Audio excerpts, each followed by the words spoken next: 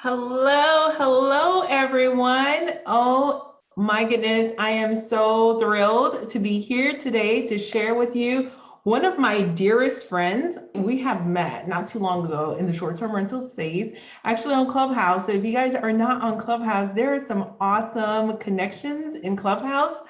So wanted to introduce you guys to a dear friend of mine. She is in the process of logging on now. Lareina Edwards. She is up to big things.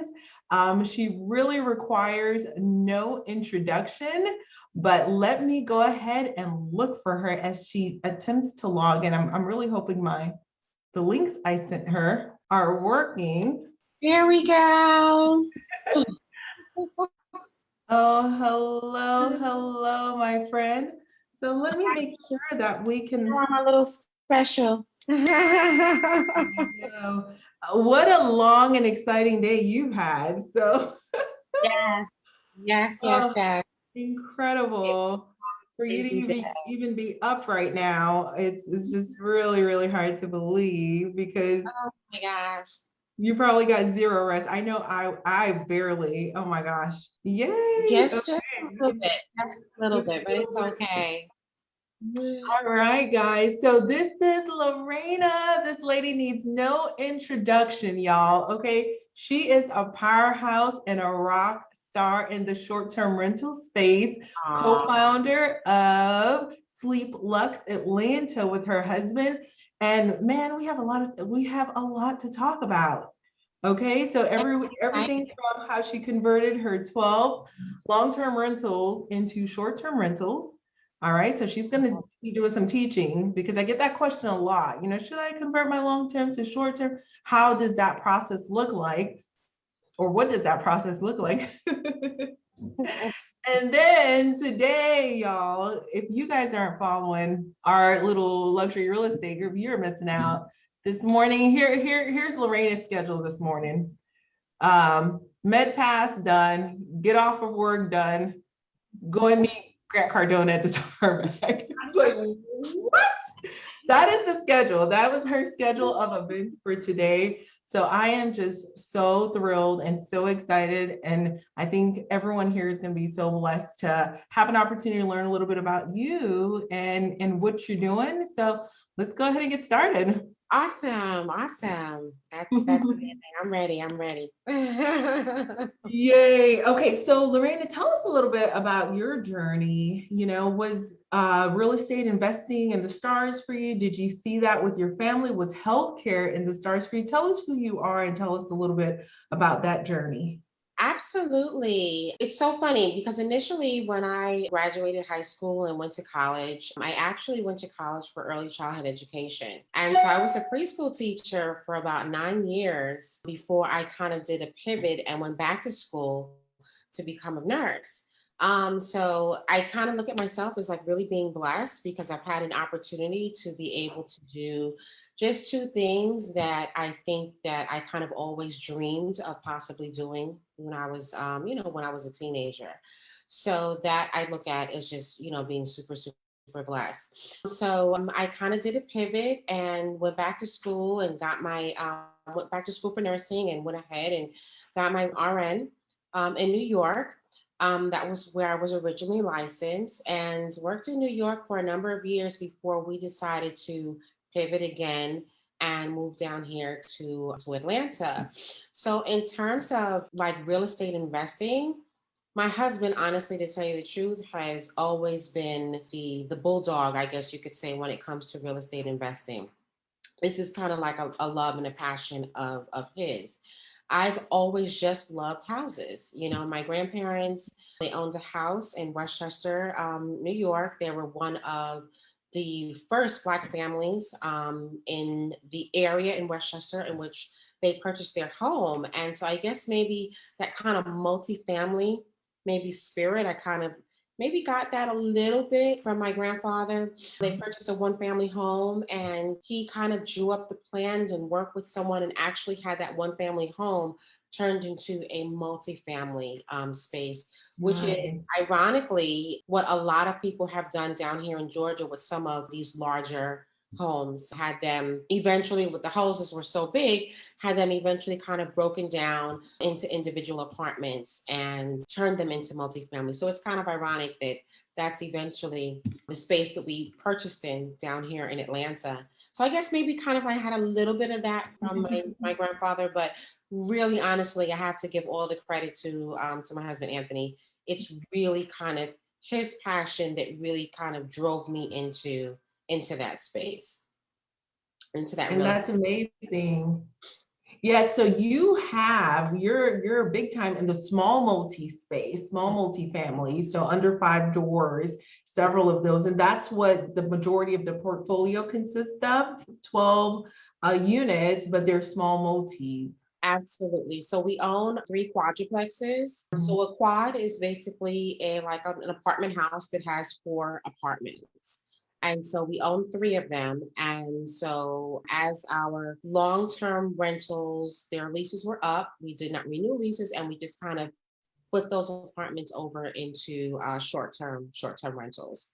So that is, like I said, eventually what we did. But when we lived back home in Brooklyn, New York, we owned two family home. We had tenants upstairs. My husband had purchased property in Philadelphia and multifamilies as well. And so rented to the Temple students. He purchased a multifamily in Newark, New Jersey, and kind of did the same. So always kind of been somewhat in this space, but entering into the short-term rental space has been entirely new for us and really exciting. Yeah, yeah. So that's awesome. What was I guess, kind of the catalyst, Lorena, that helped you to identify, you know what, let me not continue on this route with the long-term rental, and instead let me, as these tenants, they complete their lease, let me go ahead and pivot all of the units to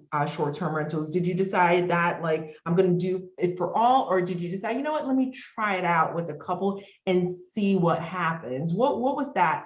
What did that look like for you? So, in terms of even just short-term rental, in 2015, I had like really no idea what the heck Airbnb was. It's so funny. I had a friend who she was having a party for her father in Chicago. We're all down here in Atlanta, Georgia. And so she invited us all to the party. We all worked together. She invited us all to the party. And so one of my friend colleagues, she says, we could go and we can stay in an Airbnb. And I was like, Airbnb, like, what the heck is that? Like, I had never heard of it before. And so she says, yeah, let's stay in an Airbnb. So I downloaded the app and I looked at it and I was like, ugh, I'm not staying at somebody's house. Yeah. Like, oh, no way. Like, oh no, I'm gonna curve this conversation to make sure that we stay in a hotel. I don't know what they're thinking about. Because in my mind, I was really thinking like we would be staying in someone's home and they're staying there too, like a little room or something like that. And so I was like, oh no. Um, at the same time, we had some friends that were still living in New York that had done Airbnb in their home. So they had a two-family and they had an apartment downstairs, and it's a brownstone, and like in the walk-in, not really the basement, but kind of like the garden apartment. And they had done Airbnb there, and they had been really super successful and really made great, great, great, great money. So that again, that was just kind of like my point of reference. So when we purchased the first quadruplex, my husband Anthony says, there were going to be tenants. There were tenants. We purchased it existing with tenants. And he says, I really think that we should think about doing Airbnb, short-term rental. And I was like, I don't know if you really want to do that. And he says, babe, he says, just go to YouTube, do a little bit of research, and then let's talk about it again. Once I did the research, and I mean, tons of just a wealth of knowledge from videos, and I said, oh, yeah, I think this is really the route that we should go. And once we started with the first two units, and we just took off running from there. We just took off running. And it was really the numbers. Once we ran the numbers, it was just a no-brainer for us. Really, it was. Oh, that is so good. So a couple things, and I love the teamwork. I love how Anthony, he shares the idea, you share your opinion. He says, well, do some research and tell me what you think. You went to YouTube University. That's I got a degree at YouTube University, no lie. Yes, that is the first place, YouTube's, blogs, all of the things, right? Absolutely. And then you looked at the actual numbers, and that's when Yeah, you realize, okay, there's something here. So let's talk a little absolutely. bit about the numbers. I love to talk numbers. So Mhm. compared to your long-term rent, what would you say your short-term rentals are looking like these days? So compare, apples to apples, just give us a snapshot of what one unit looks like and how many bedrooms, how many bathrooms, and how much were you bringing in gross and net, maybe for long term, and then short term. What do the numbers look like? Okay, so for the apartments that we have, 7 one-bed, 1-bath apartments, and then the others are two beds, 1 bath. One apartment is actually 2 bed, 2 bath. I know it's a little bit confusing. No, I'm with you. So, I'm with you. okay. So for the 1 bed, 1 bath for rent, and our apartments are in Midtown. So Midtown, for those who are not really familiar with Atlanta, the city of Atlanta, right? Midtown would be considered the hottest area to be in the city of Atlanta. Is Um, it inside the perimeter? And I'm quote unquote familiar with yeah, Atlanta, but it's inside the perimeter. so it's inside the Okay. perimeter. Okay, Absolutely. so guys, just as a point of reference, one thing I say is, oh, we don't invest there because it's so expensive, because it is so hot.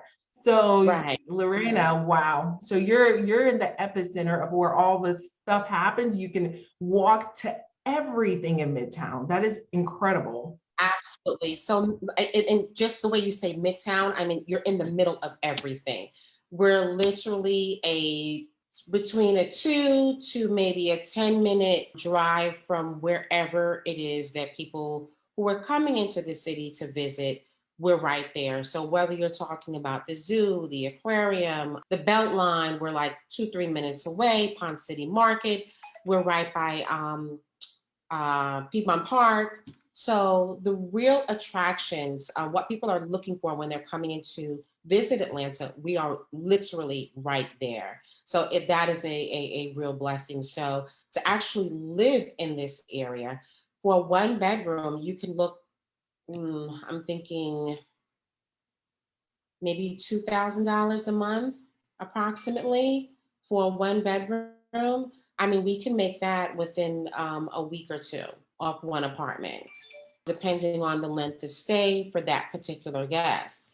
So, what one would look to make on that unit, that 1 bed, 1 bath, in an entire month, we could make that within a week or two, depending on, of course, the nightly rate, what's going on in the city at that particular time, whether it's peak season, off season, all of that. Even during the off season, we would make more on the nightly rate for the month than we would do just on a strict long-term rental, if that makes Wow. sense. Yeah. Yeah. So you're at least 4xing your revenue there, which is Absolutely. absolutely amazing. Which is so that's why when you saw those numbers, you're like, oh yeah, this is a great way Like, to okay, yeah, it makes so much sense. It really did. yeah. Yes, absolutely. So let's talk about a little bit about acquisitions. I know we didn't really discuss that, but I know that you have such a great reputation in the Midtown area that sometimes deal flow to you, including property management opportunities, they flow to you because of how your properties are set up and they just look great. They look so inviting. Your pictures are always on point, and that is a page that I've taken out of your book. I've stolen your photographer from you sometimes. And so, absolutely. But could you tell us a little bit about We'll talk about two things, a little bit about the property management side and a little bit about the creative acquisition side, because I know you have great relationships with investors. I know you have Yes. great relationships with realtors, and you know, for the benefit of the group, I think they would benefit from knowing how to foster some of those relationships, but because deals do flow from those relationships. Absolutely. Listen, in business, networking is everything. Being allowing people to know what it is that you do, what you specialize in, what you're interested in is so very important, because you never know how things can just kind of fall in your lap, so to speak. And so for me, it's so funny. Like, you wouldn't think that I would be more of kind of like a reserved person, a little bit more on the shyer end. But I am to a certain degree. So I know it's shocking, but I am more so the kind of person that would kind of push my husband forward. Honey, ask them this. Honey, find this out, that kind of thing. I've learned to really push myself and to come outside of the box, right? It's so very important. And I kind of attribute Clubhouse and things of that nature really allowing me to kind of grow. You can't grow in business if you're kind of afraid, so to speak, to just, talk to people. So in terms of acquisition of, acquiring other properties, this is how we acquired the third quadruplex. We decided, after being here in Atlanta for a number of years, to go ahead and sell our family home in Brooklyn, New York. My husband was a lot more attached to it than I was, but we constantly kept getting these calls from investors. Hey, you're looking to sell your home. You're looking to sell your home. And we got that one call, and the number was really great. And we decided to go ahead and sell. I'll never forget when my husband, he said, babe, I'm thinking that we should sell Warefield Street. And I was like, yes, let's go ahead and sell. This was right before the pandemic. We had tenants. So again, it was a 2-family home. So we had tenants upstairs and downstairs after we moved down here. Our tenants on the first level moved right away. There was not a problem, because the real estate investor, they wanted the home vacant. They were not actually looking really for the home. They wanted the land that the home was on, because their plan was to tear it down and then build a 12-story. It was the tenants that were upstairs that were just like dragging their feet. And anyway, long story short, they finally moved. This is now after kind of after the pandemic and after New York had shut down. Anyway, long story short, they finally moved. We sold that home, and now we're on a clock because we were planning to do a 1031 exchange. During that whole process of being in the pandemic, having the house under contract, we actually found the first or the second quadruplex, which we had already had the first one. We found the second quadruplex, built a great relationship with the seller, on the condition that we sold our house in Brooklyn. The contract ended up falling through that we had here, because our real estate attorney in New York kind of messed things up. New York shut down with the pandemic, and there was like, our hands were tied. And Anthony and I were sitting on pins and needles, like, oh my God, please let this place close.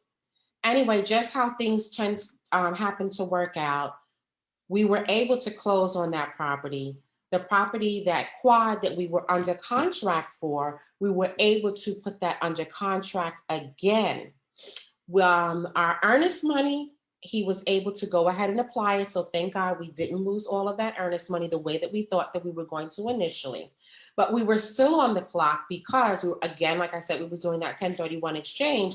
We needed to use up all of this money. So we had that second quad under contract, and we're looking and we're looking, and we were just at the point where we couldn't find anything that we really wanted. And where were you looking? All in the inside the perimeter for the most part? Inside That's the the perimeter, area. absolutely. Okay. By this So time, you were laser focused on that area. You knew that that was an area that was definitely on and jumping. absolutely, Okay. absolutely. And we were looking in Midtown. We were looking in the neighboring areas next to Midtown. Some of the Nice. gentrifying areas, we were looking there as well, and we just couldn't find anything that spoke to us. So the home that we had under contract, there was a home that was around the corner. And we said, oh, wow, well, this will be great, right? The home is right around the corner. Let's go and see it. This again was a multifamily. So Yes. not to interrupt you, so No, are you looking on the MLS? Are you just reaching out to people? Is your realtor helping you? How are you finding these, Lareina? it was kind I of a know combination. Anthony. Anthony, he's a person that likes to do the footwork, and I honestly enjoy doing it too. So Mhm. I love going to the different websites and going to the MLS and really kind of putting in that work. But the realtor that was on the seller side of the first quadruplex that we purchased, Anthony developed a really good relationship with him. There you go. Exactly. So again, relationships, right? Developed a great relationship with him. I mean, we love him. He's almost like family. He was the person that kind of assisted us in finding this second quadruplex that we put under contract, right? Nice. So now again, he's now trying to help us, trying to find this third place that we need to kind of get rid of all of that 1031 exchange money. So he had taken us to see the place that was around the corner, and we weren't like really in love with it. You know, we were like, well, I mean, worst case scenario, I mean, we can go ahead and purchase it if we had absolutely nothing else that we could find. It just so happens that there was an apartment in that house that we were unable to see. There was a mix up with the realtor and letting that tenant know that we were coming. Anthony decided to go ahead and see it the next day. And I was like, babe, you know why? I says, we don't even really like this house. He says, nah, something is just telling me I should go and see it. He did the next day go back to see that apartment. They saw that apartment. But the quadruplex that we had under contract, there was a house that was right next door that was being worked on. That realtor that we showed us the home that was around the corner said, you know what? Um, I got another house that's right there on Monroe. It's not on the market yet. My He's the owner of this one here. It's gonna come on the market really soon because they're doing some work on the house. You guys want to see it? This was that same day, that next day that Anthony went to go see that apartment. They were like, yeah, sure. Like, what would the heck would be the luck that we would be able to get a third quadruplex right next door to the second one that we had under contract? Anthony went and saw it, fell in love with it. It just made the most sense. He called me. He's like, babe, you're not even gonna believe. I found, remember the house next door that they were working on? He says, this is it. This is the one that we need to put under contract. This synergy just makes sense. God forbid if we ever wanted to sell. You got two quadruplexes right next door to each other. I said, baby, it makes no sense. I don't even need to see it. Let's go ahead and do it. And that's again how we were able to use up all that 1031 exchange money. We purchased those two quads right next door to each other. That second one was all 2-bedroom, 1-bath apartments, and then the rest was history. That is incredible. And I So can just again, like imagine. networking and relationships, just like what you were mentioning. Absolutely. And I can just imagine your cleaning team, your systems, everything that you're building around, they're in one location for a good portion of the portfolio, which I think is absolutely fantastic. And it really makes life easier for Yes. sure. Yes. You know, initially I was the cleaning team. Oh, let's talk about that. Yes, give it to us, lady. Yes. Initially, Same. we had that first quad. Again, we did have some long-term tenants there. So there were 2 long-term tenants, 2 were empty apartments. One apartment we did a full gut renovation of. I mean, we added on to the apartment, we added on a deck. I mean, lots of work. So when that was finished, and we did decide to go ahead and venture into short-term rentals, I was the cleaning person. That was an extra source of revenue actually for us, really just trying to make it through this whole process, right? But as we began to rapidly grow, it was not, I mean, there was no way that I would be able to clean all of those apartments. And we have had a person kind of like work with me here and there, but it just, like I said, we just grew so rapidly after acquiring the other two quadruplexes. We had to begin to develop a team, a system to put in place so that we could begin to kind of brand, because our part of our brand, a part of the brand for Sleep Lux is making sure that when we are offering these units to our guests, right? Because we kind of launched these things all in the middle of the pandemic. And so people are sensitive to their environment and where they're sleeping. And so our brand was to offer immaculately clean accommodations. And I cannot tell you how many 5-star reviews that we have received that cleaning was always mentioned in the reviews. Oh my goodness, everything was so clean. Oh my goodness, everything was so clean. And it was a real source of pride, you know? So again, it grew really rapidly. So we had to figure out a way how to kind of keep that quality, but we needed to have those extra hands to be able to help us through the cleaning process. Yeah, absolutely. Because at that point, you want to start strategizing and working on your business, not necessarily in your business. And so leveraging the help of others, training your cleaners so that they can understand how you like things to be cleaned and auditing them. That's a lot of work too, to train to audit. That's still quite a bit of work before you can kind of hand over the reins to them, to do that. So that's incredible. Absolutely. And the other thing, it's a mental thing too. It's not just having those systems in place and then turning the reins over. Like, this was my baby. I mean, literally, it was like my child. My entire home, my entire personal home, basically was sitting as the foundation of our Airbnb business. I was doing all of the laundry. Eventually that got to be too much. I couldn't do it in house. And so I was doing the drop off to the pounds laundry and having them do it. And I still had a certain way in which, after it was dropped off and picked up, I had a certain way that I wanted it sorted and done. So again, a lot of that, putting those systems in place, a lot of it had to do with up here and me being able to kind of release it to someone else, because it had become such a part of what I was doing on an everyday basis. But again, like what you're saying, Rachel, you cannot necessarily work on it if you are so hyper focused on working in it and you're not able to kind of train and release. Absolutely, absolutely. And I know that you guys have big things, and I can't wait for us to come back on this show, quote unquote show, and talk about the spa. We have some spa dreams in the future, and you can really get creative and think about that kind of business when your short-term rental business is up and running and someone else is working in it. So I'm thrilled to see how that develops. So, lady, relationships. Talk about relationships. Today, you met Grant Cardone to talk about a hospitality / healthcare residential play. Relationships. Would you say that was the biggest thing that kind of created that meeting, really? Absolutely. Again, networking and relationships. Listen, I say all the time, Rachel is my clubhouse BFF, right?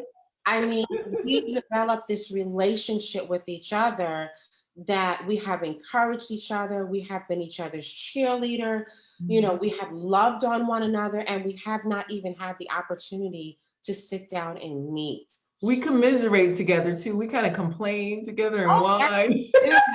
All of it. But again, that helps to kind of push us forward for the next day, right? And it's all that connection through Clubhouse. Again, me kind of just being the person that I am, there's no way that I would have done that before. None. Yeah. So that began to be the first initial steps to just kind of like branching out and networking and Yeah. going in these rooms and actually raising my hand and, just from asking a question to now actually being moderator on a stage. Yeah. Again, just like you said, networking. And these people that you have the ability to be in these rooms with, they're people just like you. They just have maybe more money or more opportunities, or had, whether it's more opportunities to gain more money or gain more knowledge, or however. My mother has a saying, she says, closed mouths don't get fed. And so if you are afraid to ask for what you want, you will not receive it, because no one is going to come, know what's in your mind, know what you want, and hand it to you on a silver platter. Even God himself, he's going to allow for those doors to open for you, right?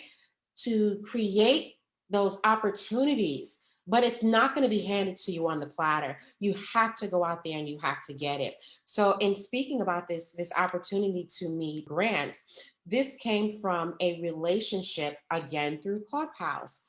Dwayne, who is our business partner, he happened to be in a business credit room that I was modding in, again, building relationships. And he began to speak about this home care business that he was really interested in and wanting to learn a little bit more about business credit to kind of help fund that business.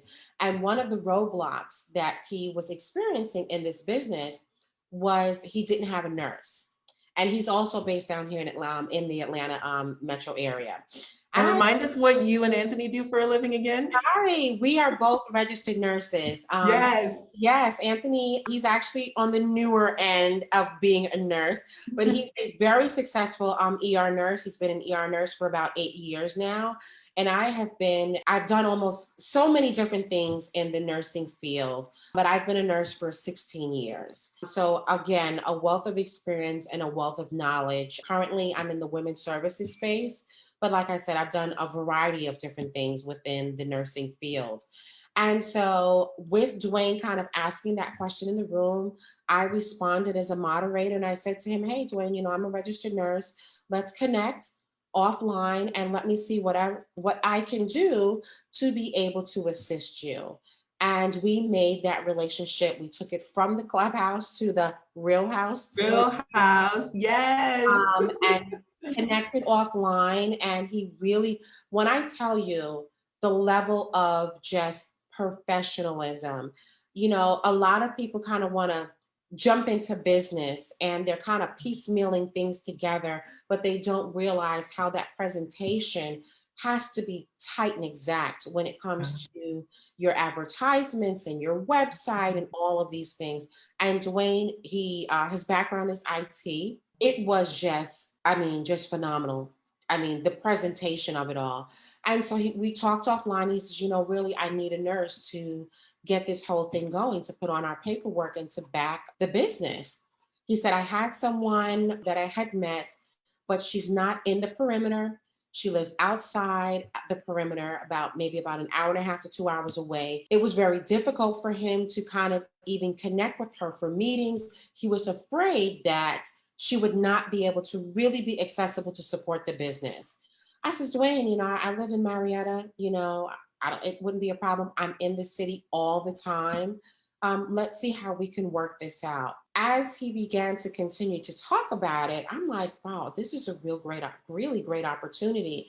I spoke to my husband, Anthony, about it. And I said, babe, I think this would be a bigger opportunity than me just supporting being his nurse. Let's sit down, let's meet with Dwayne and see really how the three of us can kind of come together and we can leverage what we know as nurses, what we can bring to the table to match what Dwayne has already put together. We had that meeting and we were able to kind of sort that out. Dwayne kind of calls us the Holy Trinity now, which is so funny. But again, bringing it back to networking, Dwayne happened to be in a room on Clubhouse and Grant Cardone was in that room. And he Shoot your shot. That's exactly what he said. He says, while other people were in that room asking Grant, how does it feel to ride in a private plane? He was like, I'm not gonna waste this opportunity with this guy. He says he's in this room for a reason. And he went ahead and he said, I'm gonna shoot my shot. And he did. Yes. And literally, this is like midnight because Dwayne knows that I'm always up late. I'm a night nurse. So there are plenty of times that I'm actually off work, that I'm up 2 and 3 o'clock in the morning. And so Dwayne sending me a message at midnight. He says, you won't believe I'm shooting our shot with Grant Cardone. And I was like, oh my God. And Grant really liked what he had to say. And they again spoke back channel offline. Grant put him in contact with his people, his assistant and all that. He says, you know what? I'm coming into Atlanta on Wednesday. Dwayne was thinking that it was going to be next week, Wednesday, not Wednesday today. So this literally all happened like day before yesterday. He says, I'm coming into Atlanta. I'm flying in. He says, I have about 5 minutes. He says, I have about 5 minutes. He said, if you guys could meet me at the airport, let's talk about it. And literally Dwayne texts us and he says, listen, what are you guys doing tomorrow at 8 a.m.? He says, I set up a meeting for us to meet with Grant Cardone. We were like, we're meeting with Grant Cardone tomorrow. What do you mean what we're doing tomorrow at 8 a.m.? Right. I had to work and I says, you know what? I don't care. By hook or by crook, I'm going to be there at that meeting. Anthony happened to be in town. He's on a nursing contract in New York, but he happened to be in town. So he was off. He was actually leaving later on today. So it was not going to be a problem for him to be there. The problem was, again, for me. I can sometimes be a little bit of a defeatist person when things necessarily don't go the way that I'm anticipating them to go. I can be kind of disappointed, getting my feelings, so to speak. And I'm like, oh, maybe it just wasn't destined to be, right? So that kind of happened yesterday. I went to work last night. It was a hellish night. It started off great. I'm thinking wonderful because I'm going to be able to leave here at 7:15 instead of 7:30 because I want to be there early for the meeting. And the thoughts of me leaving at 7:15 in the morning quickly dwindled away because of how the night had gone. And now the day shift is coming in and I'm giving report and I'm looking at the clock and it was just, I'm not able to leave. I'm not able to leave. And just 5 minutes after turned into 6 minutes and 10 minutes and 15 minutes and then almost 30 minutes overtime. Now I'm at work and I finally finished. You're supposed to be meeting Grant at a private airport. Absolutely. And the airport from where I work in Midtown at the hospital was about maybe 20 odd minutes away, you know, kind of with no traffic. And I looked at the clock and it was about maybe almost a little after 10 minutes to 8 a.m. And I ran out. I got my clothes from my locker. I didn't even change my clothes. I got my clothes and my shoes from the locker. I still had on my hospital scrubs and I clocked out and I ran out the door. I ran to the car, got in the car, and I called Anthony on the phone and I says, babe, what's going on? And he says, nothing, you know, we're sitting here waiting for Grant. And I says, okay, great. He's not there yet. And he says, nah, he says, but you know what? You might as well go home. He says, because by the time you get here, we would have already had the meeting. And I says, I'm not going home. I am coming. I says, I don't care. Yeah. I says, if I get there and he's already left, I don't care. I am going to come. I was determined. Yes. And I did. And when I tell you, Rachel, I drove like a bat out of hell. I made it there in like 20 minutes. And I walked through the door. And when I got into the parking lot, I called Anthony and he said, I said, what's going on? He says, we're still waiting. You know, he hasn't made it yet. And I says, yes, because, you know, everything in me said to go home. My back was killing me. My shoulder was hurting. I was hungry. I had to pee because I had to pee for like 10 hours. I had gas because I was hungry. I'm everything that, you know, anyone who's on this live right now who is in the medical profession, whether you're a tech, whether you're a nurse, you know how those shifts can be where you barely get a chance to eat. So you're wolfing down your food, which causes all this gas in your stomach. You don't have a chance to eat. You're overtired. So all of that was happening. The night was hell. And everything kept saying, just go home and go to bed. It doesn't even make sense. But I went ahead and I pushed through. And thank God that I did. We had an absolutely amazing opportunity to sit down with Grant. That 5 minutes that we were promised turned into 15 minutes. And so, I mean, 3x. Yes. like how many people have, have had the opportunity to have a captive audience with someone like Grant Cardone? Billionaire in the real estate space. It is incredible. Like, what an opportunity. What an opportunity. What an opportunity. This is a well-connected investor in this space. Oh my goodness. And I cannot wait to see the types of deals that you all have on the pipeline after such an incredible experience. Absolutely. Such an incredible experience. Absolutely. So I know investors are knocking down your door, because this is it. Absolutely. This is one of the top investors in the It was space. just a blessing. And it taught me a lot of things. The first thing that it taught me again was what my mother always says: closed mouths don't get fed. If you don't ask for what you want, you will not get it served to you. So that's the first thing. The second thing is nobody's ice is colder than yours. Grant has done amazing things in his space. But if we were afraid or just intimidated, oh my God, he's Grant Cardone, I don't want to talk to him, we would have never been able to have that opportunity. When he met with us, he treated us like, he was just so kind and so humble, such an amazing person. And so when we thought back, we were like, this is a person who is flying in to do whatever he's here to do. He gave us an audience that turned from 5 minutes into 15 and was generally interested in what we had to say. So nobody better tell me they're too busy for me, because this man who has so much to do and does so much had the time, right? So if you don't have the time for me, then maybe you're not the person that I need to be working with, right? So that was another thing that it taught me. But again, just networking and building relationships with people. And whether we're able to have this opportunity to grow this idea with Grant and work with him or not, right? It doesn't even matter. What really matters is the message to walk away from this is dream bigger, dream higher. Literally, the initial business idea that we had, we knew that it was too small to present that to Grant, right? And so within 24 hours, we put together a vision and a plan that was bigger, that was something that we knew that we would want to do eventually. We hadn't kind of really talked about it, but we knew that eventually down the line, that was something that we would want to do. And so it just allowed us to really put it more so in our mind to manifest that and put it into place. So whether it's working with Grant or working with somebody else, or we just do it on our own, we have to dream bigger and higher. If you do the work, it's obtainable for you. So, yeah.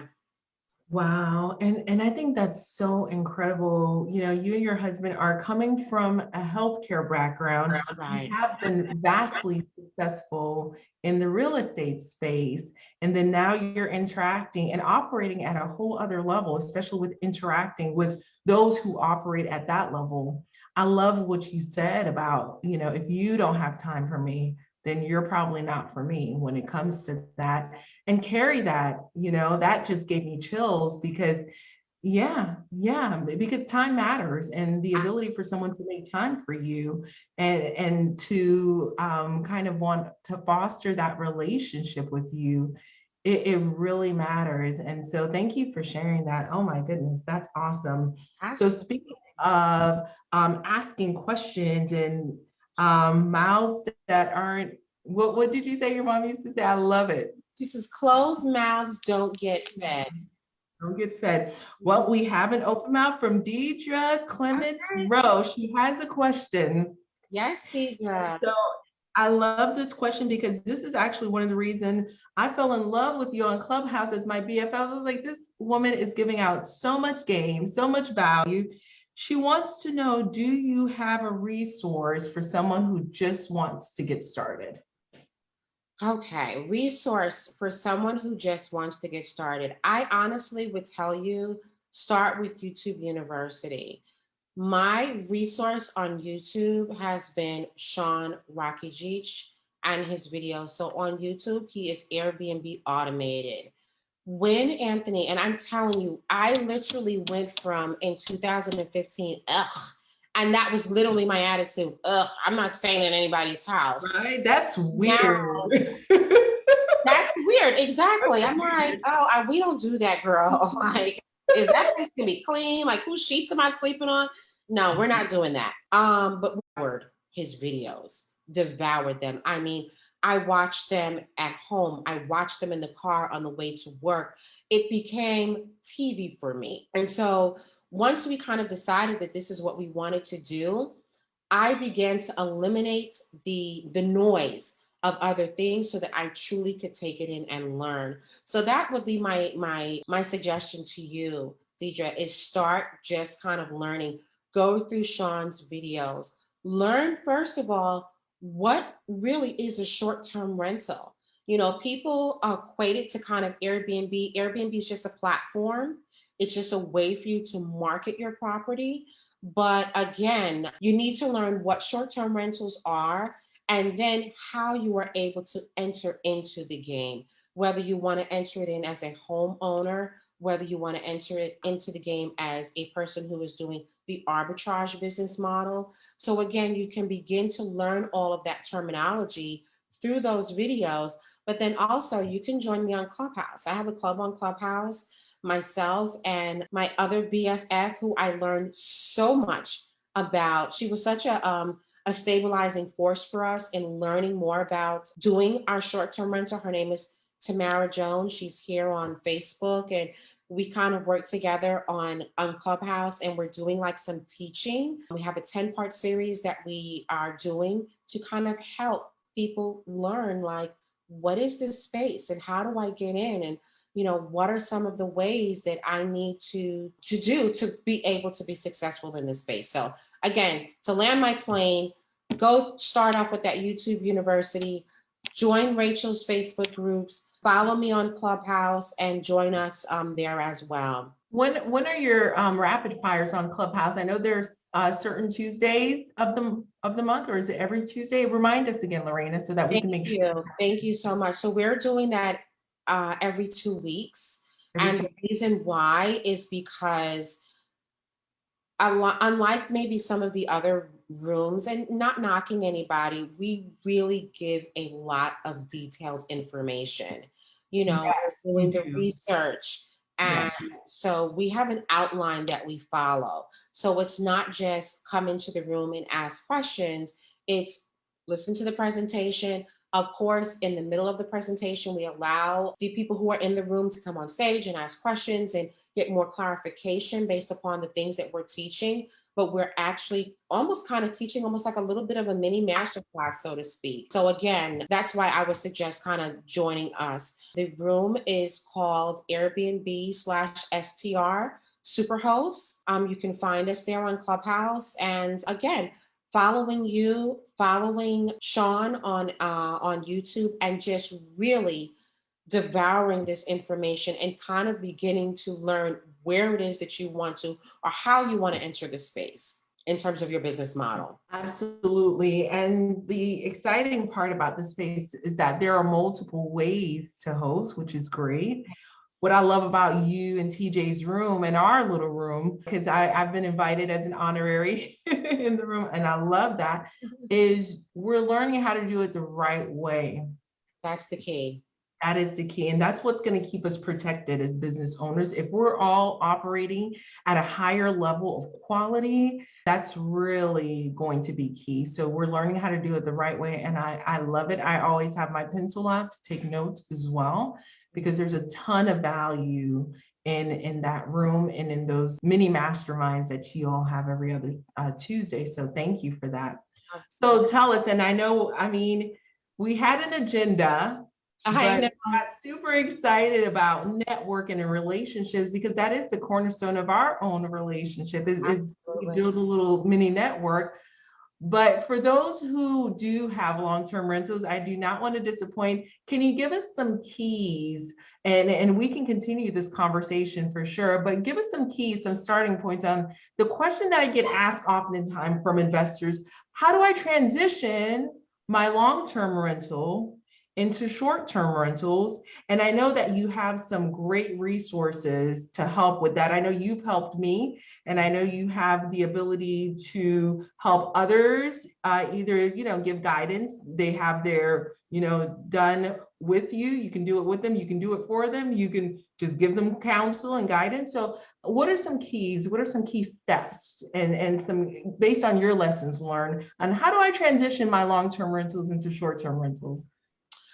Okay, so I would say that the first thing that you need to begin to look at are your the leases of your tenants. You really kind of need to go through those leases with a fine-tooth comb because you don't want to violate anything within the terms of that lease because it's a legal binding agreement. So you want to make sure that you have an understanding of when you need to let your tenants know that you're not going to be renewing those leases. A lot of lease agreements, the way that they're written is that it will automatically roll over unless the tenant or the landlord provides written notice that you're intending on not renewing that particular lease. So that's what we did. And that was honestly my job. Anthony charged that to me. He was like, babe, look at the leases and figure out, where we're going from here. So I did that. I went through the leases. The terms of our agreements with our tenants is that we needed to give them 30-day notice. I decided that given, again, the pandemic and everything that was going on, let's give them as much notice as we can. So we decided to go ahead and send out our letters. We gave them a 60-day time frame. And we felt that that would really be able to afford them the opportunity to transition from where they are staying, because the tenants that we had, a lot of them had been in these apartments for a couple of years. And so, in your mind, or in a lot of times the tenant's mind, this is theirs. They kind of develop a level of ownership to it. And so we wanted them to be able to transition to somewhere else where they would be happy and they're not just kind of moving out because that time frame is ending.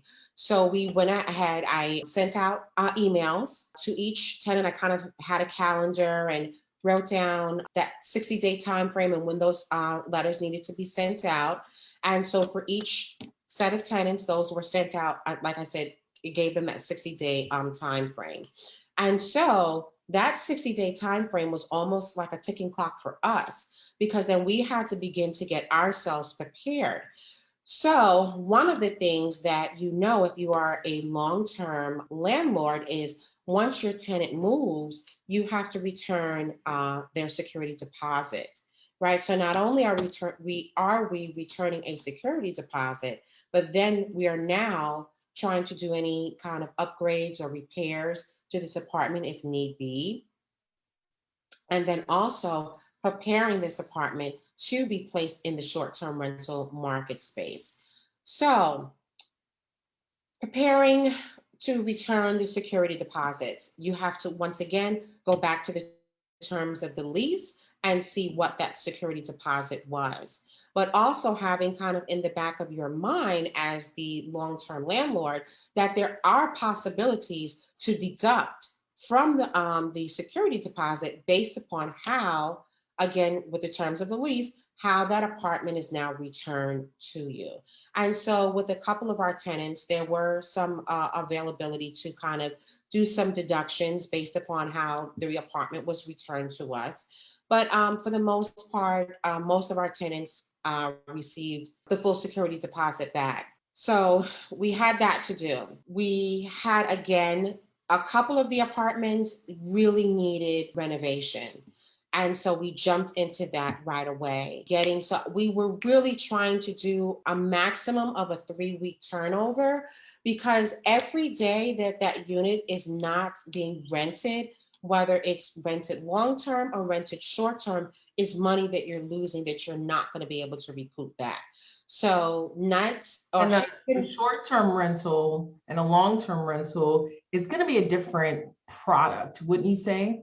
absolutely, it's going to be a different product. With the long-term rental, you can, once that apartment is ready, in terms of it's if it's in rentable condition, you can go ahead and put that online. Whether you're going to market it on Craigslist or there's apartment finder, whether you're going to use real estate agent, there's so many different ways to get those apartments rented, right, as a long-term rental. But it's just basically if it's in rentable condition, boom, you're looking to get it rented.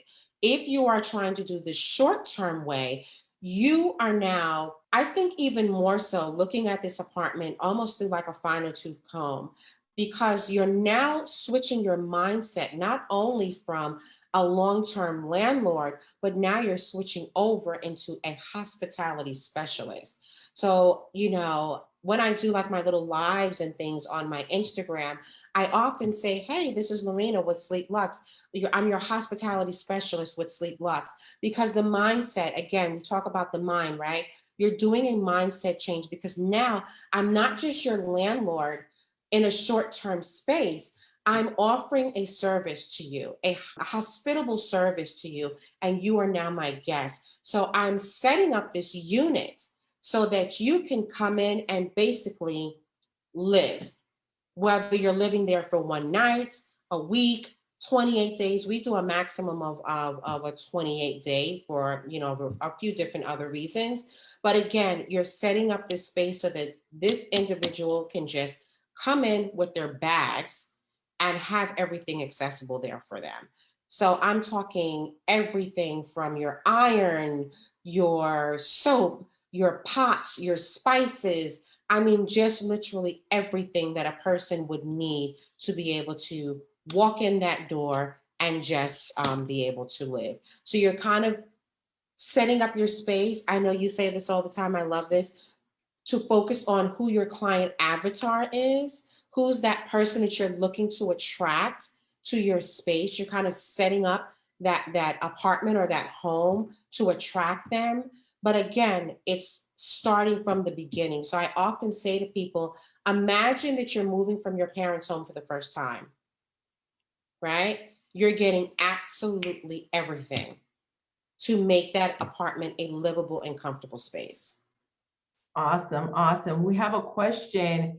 PJ wants to know, did your corporate structure change when you transitioned from long-term to short-term rental? That's a really, really good question. And I would say kind of like yes and no. And the reason why I would say that is because how we entered into this space is not kind of in the sense how I would recommend other people to enter into the space. If you are entering into the short-term rental space, yes, you need to think about your business structure. You need to have that foundation, particularly if you're entering in to the short-term rental space trying to arbitrage. It is so very important that you have your business entity set up properly. Now, with that being said, for us, we didn't necessarily do it that way. And it's not because it was the right thing to do. It was more so everything was just happening so fast. And we were acquiring these spaces. And then, I mean, we had 4 tenants move out over the summer from 2 different quads. It was just like boom, boom, boom, boom, boom. One thing happened after the other. And it wasn't necessarily, I would say, initially really sat down and planned out, so to speak. But if you know that this is what you want to do, then yes, you need to set up your business entity the right way. You need to make sure that you have that foundation, particularly, like I said, if you're planning to arbitrage, because you want to go to that landlord or that property manager as a business entity. Hi, I am so and so from so and so business. Not hi, I am, Jane Doe, and I'm interested in renting your place to do Airbnb. You don't want to do it that way. You don't want to personally guarantee anything. You want to come, like what you were saying, Rachel, as a professional business entity and doing it the right way. Awesome, awesome. And again, like we mentioned, there's so many ways to host. So leveraging and positioning that for sure. And I know for the tax benefits, definitely Absolutely. how you set it up, you can leverage tax benefits.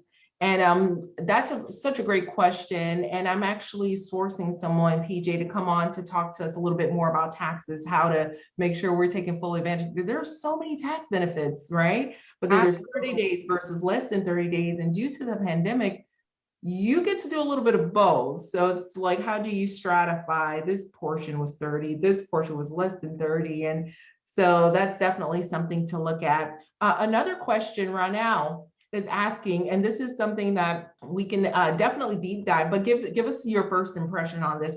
How does one go about figuring out what's a good sweet spot for number of bedrooms, bathrooms to stay desirable over other STRs in the same market? That's a loaded question. That really is.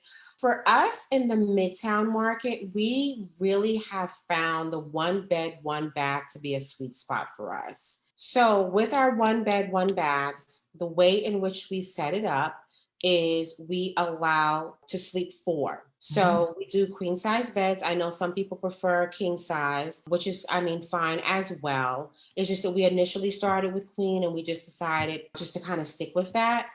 But we do queen size beds. Easy. You can standardize it, right? Absolutely, absolutely.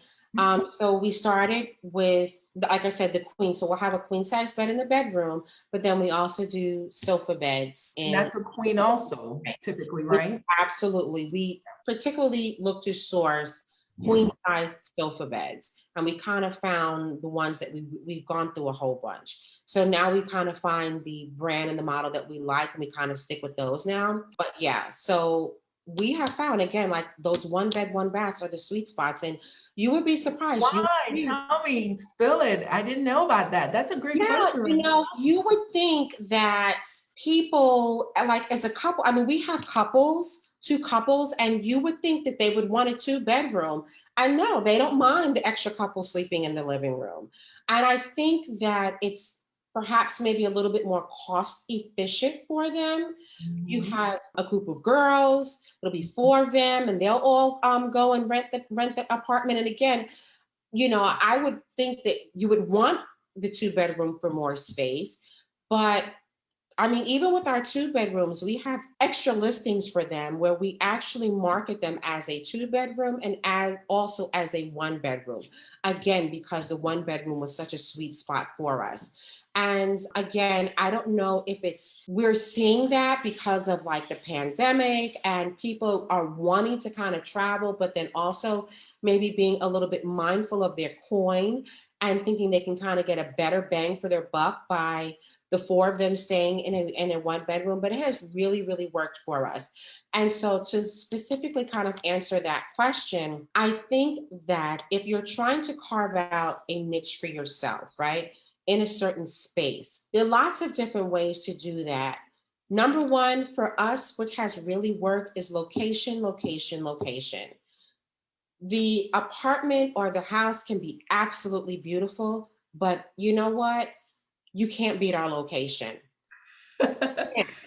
There's no overcoming that, right? So no matter what you do, you can do so much to your home, but you cannot like uproot it and put it in a better location. Put it somewhere else. Absolutely. Yeah. So here's the thing. That's really important when choosing. It's very important. Yeah. Absolutely. But again, if you're looking to arbitrage and you begin to run those numbers for yourself, what that rent is going to look like and what you think you might be able to negotiate in terms of incentives and things like that, and what you're going to be getting per nightly space, maybe that prime hot location may just not work for you. And that's okay. But then that's when I think you pivot and you begin to focus on that space itself. How can you make your space different from everyone else's space that's on the market? I'm sure a lot of you are familiar with Coach Cav. This is something that I learned from him, adding unique value. That is his term. He uses that all the time. How can you add unique value to the market that you're looking to enter? So again, for us, if you can't get that hot location and you kind of have to pivot and go elsewhere, how can you now enter that space and add unique value to your guests? whether it's going to be your amenities that you offer. You know, maybe everyone in this particular area, no one else is pet friendly. Get it out of your mind that you don't want to have pets because it's a business. And maybe that's going to allow you to offer unique value. It could be certain amenities that you're offering to the guests who are visiting. Maybe you're offering an office workspace area. You know, maybe you're going to add in a printer and a fax machine and all this other kind of stuff and high-speed internet, and that's going to attract people to your particular short-term rental over someone else's. So again, going back to what Coach Capp says, figuring it out and trying to offer like that unique value. That's amazing, Lareina. And so I know that's something that you do so well and you build your systems around. If you're going to add the unique value, be prepared to build your systems around asking the right questions, charging for those extra services. I think that's incredible. We have another great question. I think William wants us to spill the tea, boo. We're going to spill some tea. Yes. William wants to know, he wants the numbers. Okay. How much were the quadplexes? What do they rent for? What's your average daily rate? What's your net profit? And I will tell you, William is an avid investor in the space. Okay. And he invests in really great vacation rental markets. So he's always tapped in and looking for the next market. So yeah, let's talk a little bit about Midtown. What do you remember that the prices on the quadplexes, if you can share that with us? Sure. Okay, let me see if I can go back and remember the numbers. Anthony's the numbers guy. This is his area. So forgive me if I'm not exactly on point. So the first quad that we acquired, that was 600,000 and some change. Again, remembering that although it was in Midtown, it was a little shanty townish, meaning that we walked in and we were looking around and we were like, oh, this is going to need a lot of work. But we could see the unique value. Anthony has kind of like this model, right? Where he wants the worst house in the best area. Yes. Man after my own heart, lady. Yes. Again, you can get the best house in the worst area, but you can't pick up that house and move it, right? But if you could find the best area that you can afford and find the worst house, you can always make it into what you want. And so with that first quad, that's basically what we did. That's how we were able to kind of get in and leverage that space and make it into what we wanted. And again, it wasn't an initial renovate because we couldn't afford it. Just full transparency, we couldn't. It was a little bit at a time that we did. When the pandemic happened, we closed down the house and we were like, this is a great opportunity to try to get these other spaces done. And that's what we did. So again, focusing on perhaps maybe the worst house in the best area. So that was like about $600,000 and some thousand. And so what about the rent, the monthly rent for those four? On average, I know we spoke a little bit about anywhere from 4 to, well, remind us, what were the? So for that first quad, the rent roll was, we were in the red. And the reason why they were not market value rent, again, because the place needed so much work.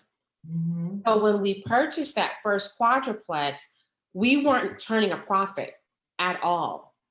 I'm trying to think, I think the highest amount that we were receiving for rent was maybe 900 and some change. And that. So your short-term rental, what is it now for the first, for all four? For all four, let me see. I'll give you one better. Hold on a second. Let me see if I could pull up some numbers. And while you're looking at that, how's the occupancy looking for those? I know those are constantly booked. They are. So now that we're kind of experiencing this whole Delta variant thing, it's kind of slowed down like a little bit. But in the beginning of the summer, we were almost at 90 to 100% occupancy. So we were netting for the 3 quadruplexes. And again, they were not all short-term rental yet, because remember I said we had 4 tenants move out over the summer. So from June till July, we had tenants moving. But I would say that we were doing like 40,000 a month, 40 to 50, somewhere around there. And again, this was not with all 12 on the market as long-term rentals. Nice. So about 40 to 50K for 12 units per month. For less than 12. So, okay, let me think. In June, I'm thinking that we were about closer maybe to 50, and we had maybe 9 units Nice. approximately. Yeah. So in terms of like the nightly rates, we use a pricing software. Oh, what do you use? Tell us. We use Price Labs. Yeah, Nice. Price Labs. So what's great about that, because Anthony and I would have big fights over the whole pricing thing. And it took him a while to kind of, you were the catalyst, but it took him a while. I kept trying to tell you. Game changer, right? Come over, absolutely. Not having to like worry, because we still work. So he works full time, I work part time, and trying to constantly going to, because his system was going to Airbnb and seeing what the other competitive listings were charging per night, and kind of like going from there. And I'm like, my brain, I'm not going there. So that's your job. You focus on that. I'm focusing on the designing and the cleaning and everything else. But I felt like we were leaving money on the table, because again, you have to be doing this all the time, and you also have to be knowing everything that's going on in your market. When are the high days in which there are lots of travelers coming into the area? And Airbnb, if you market on Airbnb, is kind of stepping into that space. So if you look at your calendar on Airbnb, you'll see little black dots. And those are usually days that Airbnb is kind of predicting that it's going to be a high travel day. So they're kind of indicating to you up your prices, so to speak. But again, it takes you having to look at that calendar every single day so that you don't miss out on those opportunities. But when you have the pricing software, you don't have to do that, because the pricing software, their algorithm, takes care of all that. And it doesn't mean that you don't want to look at your calendar and see what your nightly rate is. You do, but it's not foremost on your brain, because that pricing software systems in place is taking care of that for you. Nice, nice. And I know that you probably saw some major changes with that, right? We saw record-breaking months when we changed to utilizing a pricing tool. Yes. And that's why I started singing it to the mountaintops. I was like, get this pricing tool. It really helpful. Absolutely. And it looks like we've hit our top of our time. Lareina, I'm going to have you back, because oh my gosh. And I know there are a lot of pointers that you have in store for us, but I definitely want to keep the conversation going. Guys, Lareina is a phenomenal operator in this space. I've seen her help so many people get started and get on their feet. She's been to properties, she's helped to style and design. She is a hands-on operator. So be sure to tap in with Lareina if you have questions. She's there to help. She has a consultant business.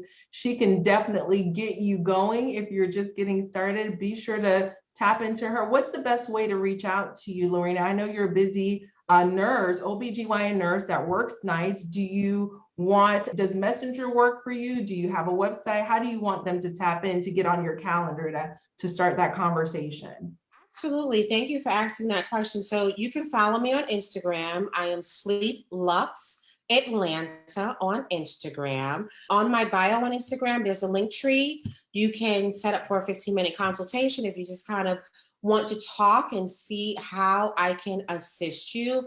And if you already know this is what you want to do and you have acquired your space, whether you're arbitraging or you are going from the long-term rental landlord space to the short-term space, but you're a little bit apprehensive in terms of acquiring everything that needs to be done and need a little bit of hand-holding, I have a package for that too. So again, you can follow me on Instagram, click on that link tree and connect with me there. And you can always shoot me a DM or shoot me a message on Messenger as well. Awesome, awesome. This has been so amazing, you know, and I don't just say this for the audience here. I connected with this lady as much as possible. And I kind of, you know, we navigate and we triage and we troubleshoot together as we go through this journey, guys. So Lareina, thank you so much for coming tonight. I have a few more questions that are in the chat. Be sure to tap into the conversation and help me answer some of these questions. I see some Absolutely. I would love to.